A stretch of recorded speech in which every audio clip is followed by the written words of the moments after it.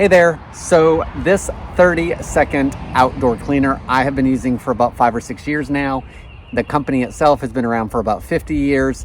It's really good for getting all this mold and algae off of stuff like vinyl. It works on most surfaces. The instructions are on the back on how long you need to put it on there and leave it before you can rinse it off. I usually do a little bit of scrubbing on something like this. On my house where I use it most often, I can usually hose it down even if I have to do it a couple times. And I do feel like it works a little bit longer as it's drying too. I usually can go out later and look at it and it has good effects. It's a 1-to-1 ratio as far as how much of this to how much of water.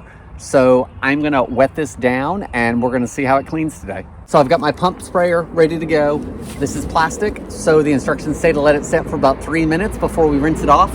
So I'm gonna spray it down and I'll scrub it if I need to a little bit, and then we'll rinse it down and see what it looks like. All right guys, so it's been about 3 minutes, and of course it does not get all of this because we've not done anything other than spray it.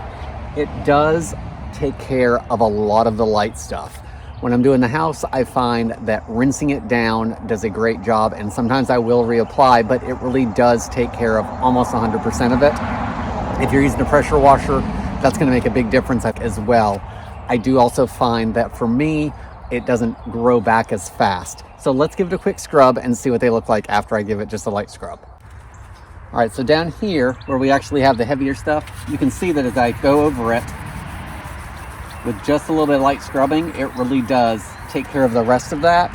And then all I need to do is rinse it off with clear water.